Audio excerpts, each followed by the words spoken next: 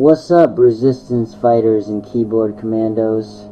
You're tuned in to Hak-Attack, the podcast where red team roots meet blue team brains, and I expose how cyberspace is being weaponized to push back against the real-world power grabs. Tonight, I'm diving into 2025. Not just any year, it was the year ICE agents went full mask and van mode, rounding up immigrants like ghosts. And let me tell you, hackers were not having it. February, Los Angeles. ICE and Homeland Security investigations start showing up in Latino neighborhoods. Unmarked cars, masked officers, no accountability. So what did activists do? Oh, they flipped the playbook.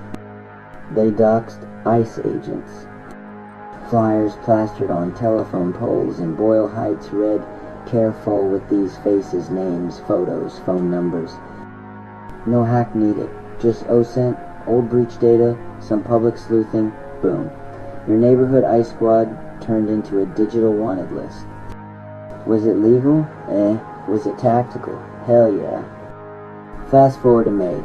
Trump's trying to deport Venezuelan asylum seekers, ignoring a federal judge's injunction. Enter Anonymous. They hit up Global X Airlines chartered to fly out deportees. Network breached. Website defaced. Message displayed. You lose again, Donnie. And the cherry on top? They leaked deportation manifests. Passenger names, flight routes, timestamps hand-delivered to journalists and lawyers fighting the deportation machine. Global X called it malicious. Hackers called it justice. June brought the launch of the ICE Lista public-facing database of known ICE agents. It wasn't some anonymous dump. It was curated, crowdsourced, sanitized of home addresses. Think reverse watch list. Think accountability ledger.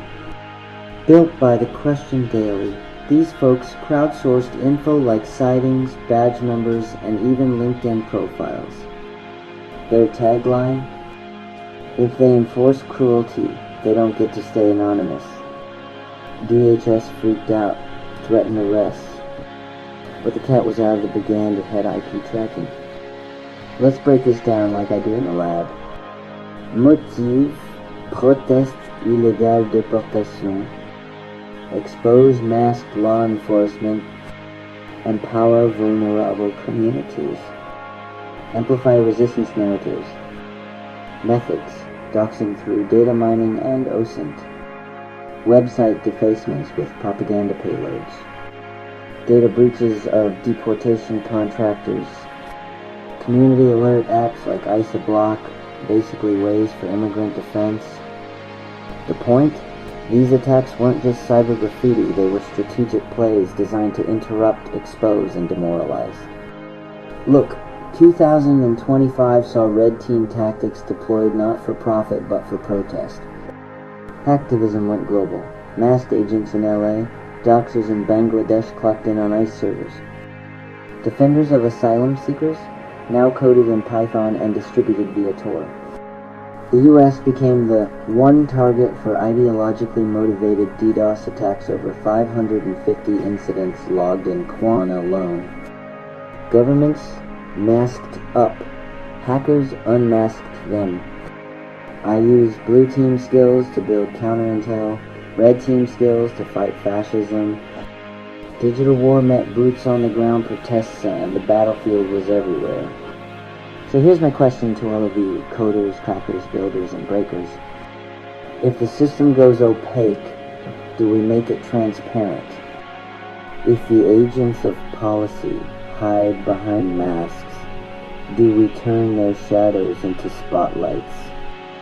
Because in 2025, hackers didn't ask permission. They executed their payload. That's it for this episode of Hak-Attack. If you've played on both sides of the firewall, you already know sometimes resistance doesn't look like a protest sign, it looks like a packet storm. Stay encrypted, stay principled, and as always, expect us